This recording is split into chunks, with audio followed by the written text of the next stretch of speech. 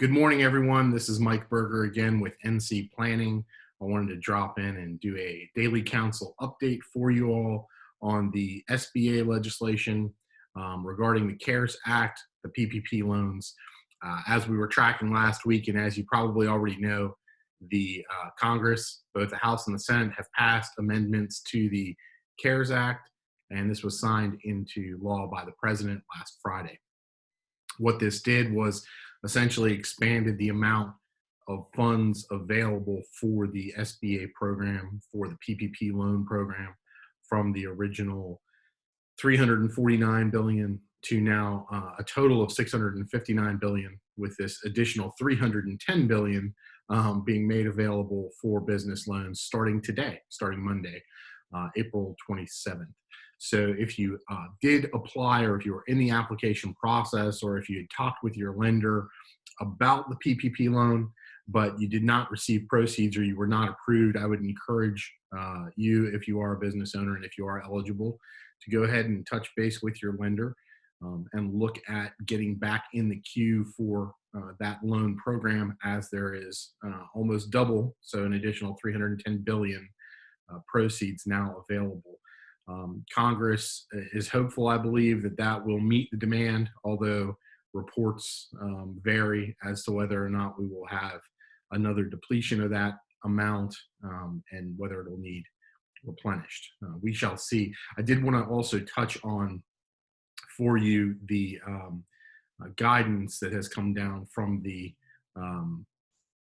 SBA regarding this specific amendment, the legislation, because beyond just the dollar amount that was increased, I think there was some additional discussion. There's been some back and forth between borrowers and lenders in the SBA, and then obviously SBA, Treasury, and Congress in the course of developing this amendment to the legislation. And some of the guidance that the SBA has put out, they've put out another interim final rule, and it's available on their website. It was dated Friday. But a couple of the things in there that I found interesting that I thought I would share with you all, that you may find interesting as well, is number one, eligible businesses, right? We saw a lot of this discussion in the media about businesses that maybe were not eligible for the funds, or shouldn't have been eligible for the funds that were taking loan proceeds. And then a lot of that was ultimately returned, right? But Congress has apparently debated this, has discussed it with the Treasury, and the SBA has given some guidance. For instance, they say that hedge funds and private equity firms that are primarily engaged in investment or speculation, and they're not eligible for a PPP loan. And while that's specific to hedge funds and private equity firms, I thought it was interesting the justification that they give. If you read on in the guidance, in the rule, they say that the administrator and the secretary do not believe that Congress intended for those types of businesses, quote unquote, types of businesses, which are generally ineligible for Section 7A loans under existing SBA regulations, to obtain PPP financing. So if we extrapolate that out, what does that mean? Are there going to be other types of businesses that typically aren't eligible under 7A that are now blocked or ineligible for PPP lending? Time will tell, and we shall see. The other thing that I wanted to mention under the guidance that I found interesting, again, in that interim final rule issued last Friday by the SBA, they've put a note in here about a limited safe harbor with respect to a business owner's certification for needing PPP funds.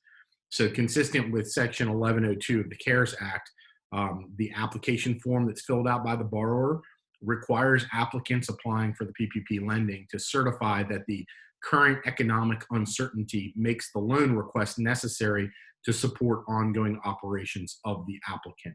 And so borrowers that applied for the loan prior to the issuance of that regulation, who repay it before May 7th, will be deemed by the SBA to have made the required certification in good faith.